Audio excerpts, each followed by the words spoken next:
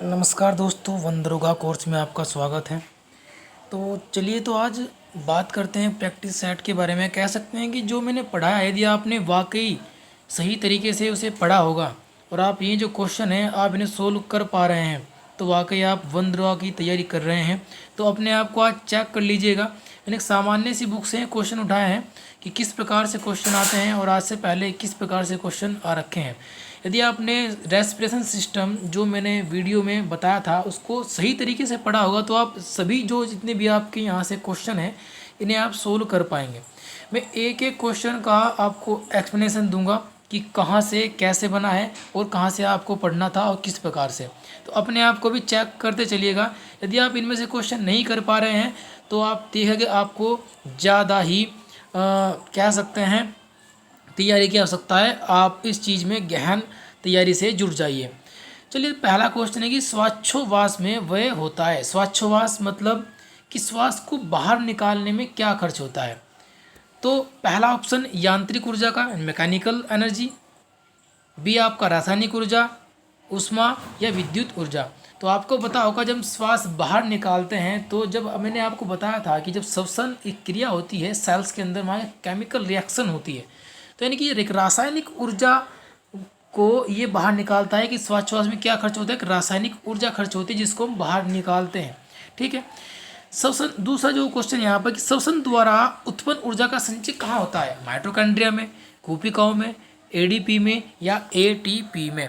तो चलिए, तो एक पिछले की जो मैंने आपको क्लास बताई थी उसके बारे में बात करते हैं। ये डायग्राम मैंने आपको समझाया था कि श्वसन कितने प्रकार का होता है। तो यहाँ पर मैंने आपको बताया था कि जो श्वसन के दौरान जो एनर्जी मुक्त होती है वो एटीपी के फॉर्म में आपकी स्टोर हो जाती है। इसी क्वेश्चन को यहाँ पर पूछा गया है कि श्वसन द्वारा उत्पन्न ऊर्जा का संचय कहाँ होता है। तो कहाँ होता है, आपका एटीपी अणु में इसका संचय होता है।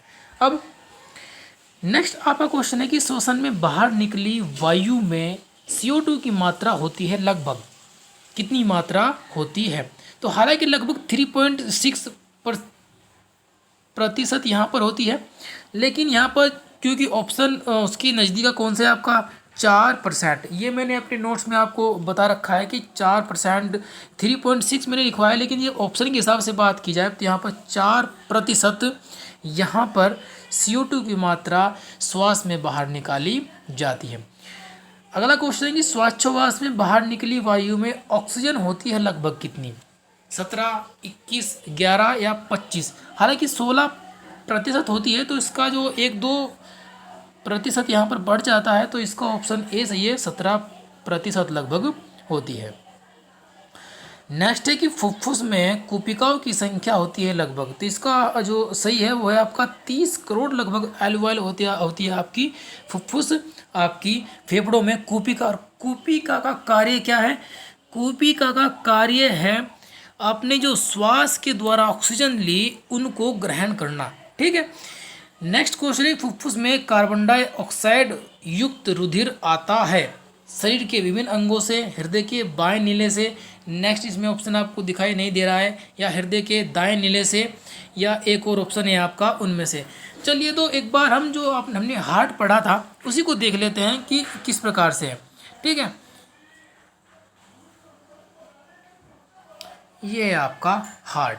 मैंने इसमें आपको समझाया था कि यहाँ पर आपका दायां नीले, बायां अलिंद, दायां नीले और बायां नीले, यहाँ पर ये 4 कोष्ठों में आपका हार्ट बटा होता है।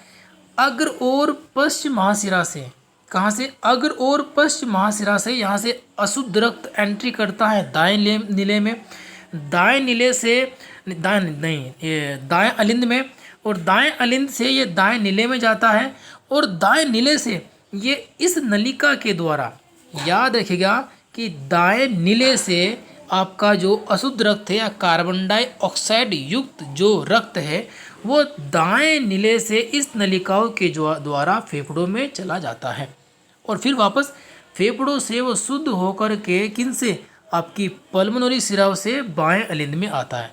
तो क्वेश्चन ये पूछा गया है कि कार्बन डाइऑक्साइड युक्त जो आपका रक्त होता है वो फेफड़ों में कहाँ से आता है। तो कहाँ से आया, वो आया आपका दाएं नीले से आता है। देख लेते हैं।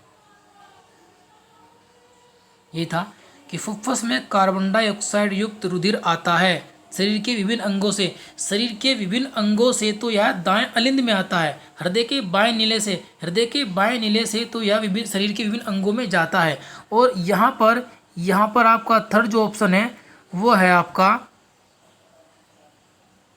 ये सही से नज़र नहीं आ रहा है अभी, कि वो रहा कि हृदय के दाएं नीले से। तो ऑप्शन आपका ये आपका सी सही है इसमें, कि हृदय के दाएं नीले से जो है क्या आता है, हृदय के दाएं नीलों से आपका कार्बन डाइऑक्साइड युक्त रुधिर किस में आता है, आपका फेफड़ों में, और फेफड़ों से वापस किसके, आपके बाएं अलिंद में, बाएं अलिंद से फिर बाएं नीले में, और बाएं नीले से वो जाता है शरीर के विभिन्न अंगों में शुद्ध होने के पश्चात। यदि आपने क्लास सही तरीके से पढ़ी होगी आप किसी भी क्वेश्चन को आसानी से कर पाएंगे। सही है, चलिए बात करते हैं नेक्स्ट क्वेश्चन के बारे में।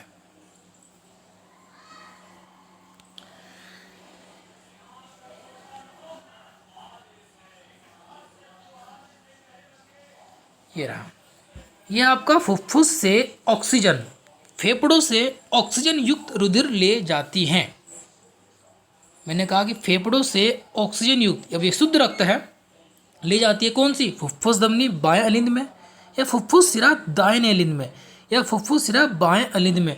एक बार और से आप हार्ट की स्ट्रक्चर को ध्यान से देखिए।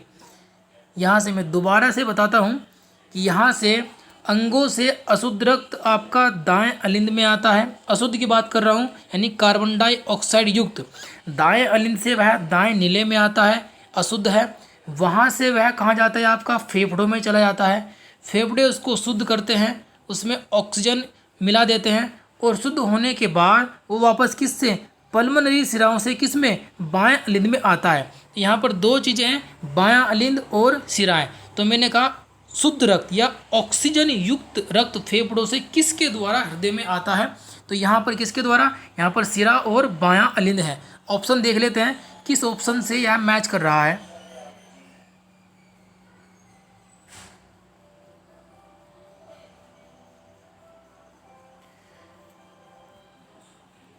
फुफ्फुस से ऑक्सीजन युक्त रुधिर ले जाती हैं, तो यहाँ पर हमने आपको बायां अलिंद और सिरा, तो ऑप्शन यहाँ पर सी सही है कि फुफ्फुस सिरा बाएं अलिंद को, जो फुफ्फुस सिराएं होती हैं वो बाएं अलिंद को कौन सा आपका ऑक्सीजन युक्त रुधिर या शुद्ध रक्त ले जाती है। ठीक है, उसके बाद प्रक्रिया जिसमें ऊर्जा अवशोषित होती है, यहाँ पर कुछ रिएक्शन दी है। यदि आपने जो मैंने रेस्पिरेशन सिस्टम या रेस्पिरेशन आपका जो श्वसन तंत्र और श्वसन क्रिया जो मैंने पढ़ाई थी, यदि वो ध्यान से पढ़ी होगी तो मैंने आपको एक रिएक्शन दिखाई थी कि किस प्रकार से ADP plus inorganic phosphate ATP का निर्माण करते हैं। ठीक है, तो उसमें हमने कहा कि ऊर्जा अवशोषित हो रही है, किसी जगह पर ऊर्जा क्या हो रही है, आपकी अवशोषित हो रही है। तो अवशोषित होने में जो आपका ऑप्शन होगा, हमने कहा था एडीपी से एटीपी की फॉर्म की ओर। ठीक है, एडीपी से एटीपी की फॉर्म की ओर यहाँ पर ऊर्जा अवशोषित हो रही है। यदि वो कहे कि किस प्रक्रिया में ऊर्जा आपकी बाहर निकल रही है, ठीक है, तो उसमें क्या होगा फिर एटीपी से एडीपी की फॉर्म में। मैंने बताया था कि आपका एडीपी प्लस और इनऑर्गेनिक फॉस्फेट और इन सब से ऊर्जा क्या बनती है, आपकी एटीपी की फॉर्म में स्टोर हो जाती है, मतलब अवशोषित हो जाती है। यदि शरीर को ऊर्जा ग्रहण करनी हो, वापस लेनी हो, तो ये आपका एटीपी वापस से इनऑर्गेनिक फॉस्फेट और एडीपी में टूटता है। ठीक है, यहाँ पर ऊर्जा मुक्त हो रही है। तो क्वेश्चन क्या था, क्वेश्चन था ऊर्जा अवशोषित हो रही है, तो एडीपी से एटीपी। क्लियर है।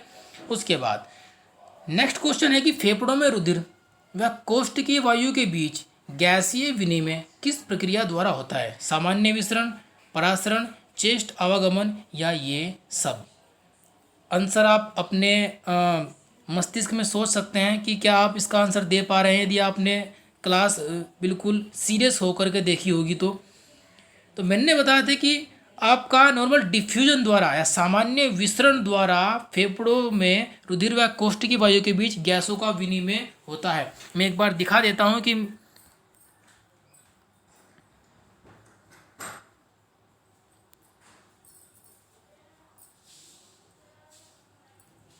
यहाँ पर यह पॉइंट मैंने लिखवाया था कि बाहर की वायु तथा फेफड़ों के मध्य O2 तथा CO2 का आदान प्रदान विसरण के द्वारा होता है। ठीक है, तो यही क्वेश्चन आपके इसी प्रकार से क्वेश्चन बनते हैं। तो जो महत्वपूर्ण पॉइंट है मैंने आपके वनदरोगा नोट्स में सभी नोट करवा रखे हैं, आप प्रैक्टिस सेट लगा सकते हैं यदि आप ठीक प्रकार से तैयारी कर रहे हैं तो।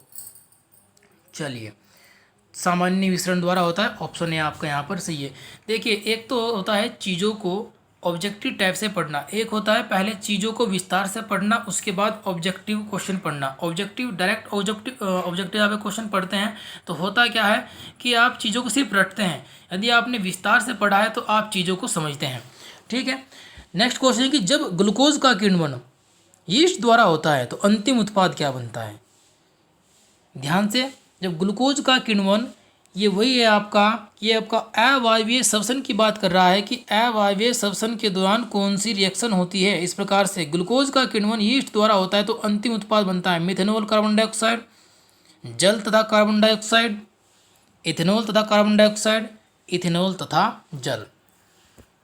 चलिए, तो हम अपनी रिएक्शन को देख लेते हैं कि जहाँ हमने ये डायग्राम पढ़ा था, इस डायग्राम से अनेक क्वेश्चन यहाँ पर बनते हैं, इसको आप रट लीजिएगा। तो हमने कहा कि यीस्ट के किण्वन द्वारा क्या बनता है, तो देख लीजिएगा यहाँ पर C2H5OH मतलब ethanol plus carbon dioxide plus 2 ATP यहाँ पर ऊर्जा मुक्त हुई थी, या ऊर्जा आपकी 2 ATP यहाँ पर ऊर्जा स्टोर हुई थी। तो दो यहाँ पर आपके बन रहे हैं उत्पाद, एक तो आपका इथेनॉल और आपका कार्बन डाइऑक्साइड। और ऑप्शन देख लेते हैं कि कहाँ पर ये सही होता है।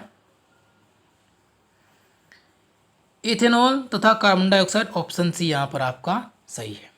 चलिए, कार्बन मोनोडाइऑक्साइड, नेक्स्ट आपका क्वेश्चन है कि कार्बन मोनोऑक्साइड का विषैला प्रभाव इसलिए होता है कि यह हीमोग्लोबिन से जुड़ने की इसकी तत्परता ऑक्सीजन की अपेक्षा होती है लगभग, इसकी जो ऑक्सीजन से जुड़ने की जो क्षमता होती है वो लगभग 200 गुना होती है।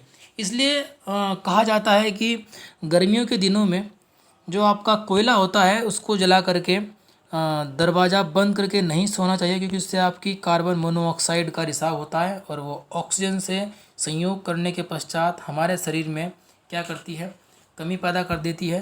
ठीक है, तो ये 200 गुना ज़्यादा रिएक्टिव होती है ऑक्सीजन की अपेक्षा। चलिए, यहाँ पर नेक्स्ट है कि ग्लाइकोलाइसिस में ATP के दो अणुओं के अतिरिक्त दो अन्य अणु किससे बनते हैं। तो यहाँ पर इसका जो होगा आपका वो होगा आपका NADH2, ये बनते हैं। थोड़ा डीप क्वेश्चन है, मैं आगे जो आपका नेक्स्ट चैप्टर होंगे उसमें इन चीज़ों को विस्तार से बता दूंगा। ऊर्जा के लिए कोशीय ईंधन के विघटन को क्या कहा जाता है। चीज़ों को देखिए, यहाँ पर सिर्फ भाषा का एक फेर है कि ऊर्जा के लिए कोशीय ईंधन के विघटन को कहते हैं जैव रासायनिक जारण, अपचय, अंतःश्वसन या ये सब। तो जैव रासायनिक जारण वही है आपका जिसे हमने आपको रेस्पिरेशन समझाया था, अपचय मैंने आपको बताया था। ठीक है, अपचय उपचय कैटाबोलिक एनाबोलिक दो प्रकार की आपकी रिएक्शन होती हैं ऊर्जा के लिए। और एक होता है आपका अंतःश्वसन या सेल्युलर रेस्पिरेशन जो आपका कोशिकीय श्वसन है। तो तीनों ही क्रियाएं आपके कोशीय ईंधन के विघटन को, तीनों ही आपकी क्रियाएं सही है, तो ऑप्शन डी इसका सही होता है। चलिए, फेफड़ों की कुल सामर्थ्य होती है, फेफड़ों की कुल सामर्थ्य होती है। इससे पिछली क्लास में मैंने आपको बताया था कि रेजिडुअल फेफड़ों की रेजिडुअल वैल्यू कितनी होती है और मैक्सिमम वैल्यू कितनी होती है। रेजिडुअल वैल्यू मैंने आपकी वो बताई थी जब हम श्वास नहीं ले रहे होते तो उस दौरान भी फेफड़ों में कुछ वायु बची होती है। और मैक्सिमम वैल्यू वो होती है कि एक बार में हम कितना श्वास अंदर ले सकते हैं, तो वही आपकी कुल सामर्थ्य होती है। इसका ऑप्शन सी है कि एक तो सजीव सामर्थ्य था अवशेष वायु का योग, ये फेफड़ों की कुल सामर्थ्य होती है। अवशेष वायु कौन सी वायु, अवशेष वायु वो है जो हमारे फेफड़ों में मौजूद रहती है तब जबकि हम श्वास ले नहीं रहे होते, मतलब हमने अपने नाक और मुंह को बंद किया होता है, उस समय हमारा जो शरीर होता है उस अवशेष वायु को इस्तेमाल करता है। और सजीव सामर्थ्य वो मैक्सिमम सामर्थ्य जो हम एक बार में ले सकते हैं। तो फेफड़ों की कुल सामर्थ्य क्या हुई, सजीव सामर्थ्य तथा अवशेष वायु का योग। मैंने देखो यहाँ पर ये जो क्वेश्चन है ये यहाँ पर बिल्कुल ही कह सकते हैं कि घुमा के आया है, इसलिए मैंने फेफड़ों की मैक्सिमम वैल्यू और रेजिडुअल वैल्यू पिछले लेक्चर में मैंने समझा रखी है। यहाँ पर नेक्स्ट क्वेश्चन है कि किसके जारण में या किसके जलने से O2 की खपत और CO2 की मुक्ति बराबर होती है। यदि आपने श्वसन को ध्यान से पढ़ा होगा तो ऑक्सीजन हो या फिर कार्बन डाइऑक्साइड हो, वो एक ही चीज़ से निकलती है और उसमें किस चीज़ का जारण होता है ग्लूकोज का जारण। तो क्या ऑप्शन है आपका यहाँ पर ग्लूकोज। चलिए नेक्स्ट क्वेश्चन देख लेते हैं कि फॉस्फेट बॉन्ड ऊर्जा की अधिकतम मात्रा किस प्रावस्था में बनती है? ग्लाइकोलाइसिस, अवायवीय श्वसन, शर्करा किण्वन या कैब्स चक्र। चलिए तो एक बार फिर से अपने श्वसन के उस डायग्राम पर जाते हैं। पूछा गया है कि सबसे ज़्यादा जो ऊर्जा मुक्त होती है वो किस में होती है? आपका ग्लाइकोलाइसिस, यहाँ पर आपका इस पूरी प्रक्रिया को हम बोलते थे ग्लाइकोलाइसिस, या कैब्स चक्र, या अवायवीय श्वसन। तो यहाँ पर जब मैंने ये आपको लेक्चर समझाया था तो मैंने इन तीनों ही प्रक्रियाओं से निकलने वाली ऊर्जा की मात्रा को बताया था कि कैब्स चक्र यहाँ पर 38 ATP बनते हैं, अवायवीय श्वसन में आपके 2 ATP बनते हैं और मानव पेशी में आपके 3 ATP बनते हैं। तो यहाँ से स्पष्ट रूप से आपको नज़र आ रहा होगा कि किस प्रक्रिया में सबसे ज़्यादा एनर्जी मुक्त हो रही है। तो कैब्स चक्र के अंतर्गत आपकी सबसे ज़्यादा एनर्जी मुक्त हो रही है। तो उसका आंसर हम देख लेते हैं।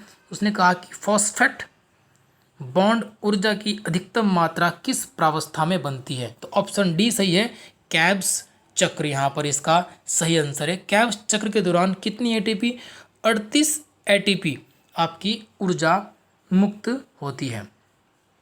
चलिए नेक्स्ट जो आपका क्वेश्चन है कि अवायवीय श्वसन में कौन सी प्रक्रिया होती है? अवायवीय मतलब बिना ऑक्सीजन के जो श्वसन होता है उसमें कौन सी प्रक्रिया होती है? कैब्स चक्र। देखिए अभी आपने कैब्स चक्र देखा, कैब्स चक्र में तो ऑक्सीजन की आवश्यकता होती है, ठीक है। उसके बाद ग्लाइकोलाइसिस, उसके बाद आपका ऑक्सीकृत फास्फोरीकरण, ये चीज़ तो यहाँ पर कहीं भी नहीं है, ठीक है। या ग्लाइकोलाइसिस एवं कैब्स चक्र।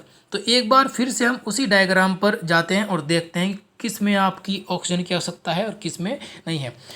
तो यहाँ पर आपका ग्लूकोज को पायरुविक अम्ल में तोड़ा गया था, ठीक है। यहाँ पर 1 मोल ग्लूकोज से 2 मोल पायरुविक अम्ल के बने थे। इस प्रक्रिया को बोलते हैं ग्लाइकोलाइसिस प्रक्रिया। और इस प्रक्रिया में क्या था,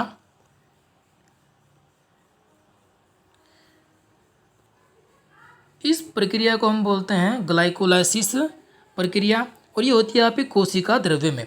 वापस फिर से इसमें जब ऑक्सीजन आती है उसके बाद की जो प्रक्रिया है उसको बोलते हैं कैब्स चक्र। तो वहाँ पर जो ऑप्शन में दिया है, ठीक है, आपका एक तो यहाँ पर ग्लाइकोलाइसिस दिया है और साथ में कैब्स चक्र भी दिया है। तो हम कह सकते हैं कि यहाँ पर जो आपका ग्लाइकोलाइसिस प्रक्रिया है इसमें ऑक्सीजन अनुपस्थित होती है। देख लेते हैं ऑप्शन के हिसाब से। ऑप्शन में कहा है कि अवायवीय श्वसन में कौन सी प्रक्रिया होती है? अवायवीय श्वसन में कैब्स चक्र, तो कैब्स चक्र में तो ऑक्सीजन आवश्यक है। ग्लाइकोलाइसिस, वाकई ग्लाइकोलाइसिस में ऑक्सीजन की आवश्यकता नहीं है। नीचे यहाँ पर ग्लाइकोलाइसिस एवं कैब्स चक्र, यहाँ पर फिर से कैब्स चक्र आया है और कैब्स चक्र में ऑक्सीजन की उपस्थिति अनिवार्य है। और सी था आपका ऑक्सीकृत फास्फोरीकरण। तो यहाँ पर इसका तो उल्लेख है ही नहीं। तो ऑप्शन के हिसाब से या कह सकते हैं कि यहाँ पर आपका बी ऑप्शन ग्लाइकोलाइसिस वो प्रक्रिया है जो अवायवीय श्वसन में प्रक्रिया होती है। चलिए बात करते हैं नेक्स्ट क्वेश्चन के बारे में। कोशिकीय श्वसन में ग्लूकोज के एक अणु से ऑक्सीकरण जारण से 38 ATP अणु निम्न प्रकार से बनते हैं। तो यहाँ पर जो 38 अणु बनते हैं तो उसमें जो आपके 38 अणु बनते हैं उन 38 अणु में 2 ATP अणु माइटोकॉन्ड्रिया के बाहर बनते हैं और 36 इनके भीतर बनते हैं। तो इसका जो ऑप्शन है वो आपका ऑप्शन डी सही होगा। इसमें जो 38 अणु बनने की जो प्रक्रिया है, ठीक है, तो उसमें आपका माइटोकॉन्ड्रिया के अंदर 2 बनते हैं, बाकी 36 आपके पूरे बाहर बनते हैं। तो टोटल इनके 38 अणु आपके बनते हैं, ठीक है। वह पदार्थ जो ग्लाइकोलाइसिस को कैब्स चक्र से जोड़ता है वह कौन सा है? देखिए ग्लाइकोलाइसिस और कैब्स चक्र के बीच में एक एंजाइम होता है एसिटिल को एंजाइम, ठीक है। तंत्रिका तंत्र के अंतर्गत हम इसको पढ़ेंगे। अभी बहुत सी चीज़ें हैं जो क्लियर नहीं है, ठीक है। जब हम पूरा बायोलॉजी पढ़ लेंगे तो आपको इन एंजाइम्स के बारे में भी हम बता देंगे। तो एक एंजाइम होता है एसिटिल को एंजाइम जो कि आपका ग्लाइकोलाइसिस कैब्स चक्र को और आपके किस चीज़ को आपके पायरुविक अम्ल जब बनता है तो कैब्स चक्र को जोड़ देता है, ठीक है। ग्लाइकोलाइसिस होता है केंद्रक में, लाइसोसोम में, माइटोकॉन्ड्रिया में, कोशिका द्रव्य में। तो ये मैं बता चुका हूँ कि कोशिका द्रव्य में आपका होता है। ठीक है, डी ऑप्शन सही है आपका। मानव में श्वास दर प्रति मिनट होती है लगभग कितनी? तो 12 से 15 आपकी श्वास दर होती है। ठीक है, तीसरा है आपका नेक्स्ट है आपका श्वसन में रुधिर का कौन सा घटक ऑक्सीजन का अवशोषण करता है? इससे पिछली ही क्लास में जब मैंने आपको किडनी समझाया था, वहाँ पर भी एक चीज़ समझाई थी। किडनी से आपका EPO हार्मोन स्रावित होता है जो कि बोन मैरो को उत्तेजित करता है, जिससे कि RBC की संख्या निकलती है। तो यहाँ पर जो आपका RBC है वो ऑक्सीजन का अवशोषण करता है। ठीक है, नेक्स्ट है आपका कि अवायवीय श्वसन में पेशी कोशिकाएं ग्लूकोज को किस में बदलकर ऊर्जा का उत्पादन करती है? तो यहाँ पर जब पेशियों में आपका ऑक्सीजन की अनुपस्थिति में क्या होता है, ग्लूकोज का जारण होता है तो लैक्टिक अम्ल बनता है। लैक्टिक अम्ल बनने से हमारी जो पेशी कोशिका होती है वो थकावट महसूस करती है, उन्हें फिर थोड़ी देर के लिए रेस्ट चाहिए होता है।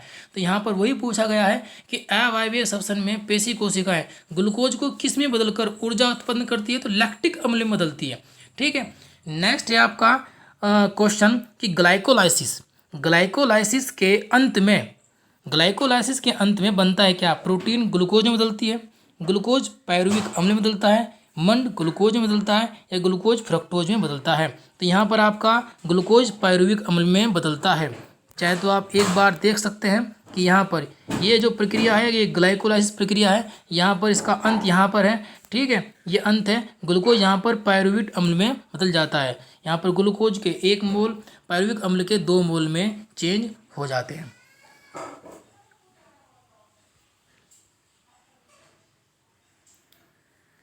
ठीक है, तो ये था आपका ग्लूकोज किस में बदलता है? आपका पायरुविक अम्ल में बदलता है। नेक्स्ट है सिट्रिक अम्ल के ऑक्सीजन अम्ल से मिलने से पहले पायरुविक अम्ल किस में बदलता है? तो यहाँ पर जो आपका ये बदलता है ये एसिटिल को एंजाइम में आपका बदलता है। ठीक है, यहाँ पर नेक्स्ट है आपका कोशिकाओं में ग्लूकोज के जारण में प्रथम चरण कौन सा है? वापस फिर से वही क्वेश्चन है कि कोशिकाओं में जो आपका ग्लूकोज का जलना, ग्लूकोज का जारण होता है, उसका प्रथम चरण कौन सा है आपका? उसका प्रथम चरण है ग्लाइकोलाइसिस। ये पहला चरण है जिसमें आपका ग्लूकोज पायरुविक अम्ल में चेंज हो जाता है। नेक्स्ट है कि कोशिकाओं में ग्लूकोज के एक अणु के पूर्ण ऑक्सीकरण विखंडन से सामान्यतः ATP के कितने अणु बनते हैं? तो वही आपके 38 अणु बनते हैं, जिसमें कि आपके 2 बनते हैं माइटोकॉन्ड्रिया में और आप बाहर, और 36 आपके अंदर उसमें बनते हैं। चलिए नेक्स्ट आपका क्वेश्चन है, इसके ऑप्शन पूरे नहीं है तो चलिए यहाँ तक कि ये क्लास पूरी हुई। यदि आप इन क्वेश्चन को नहीं कर पा रहे हैं तो एक बार से जो मेरी पिछली क्लास है वो ध्यान से पढ़िएगा, उसके बाद इन चीज़ों को करने की कोशिश करिएगा। ठीक है,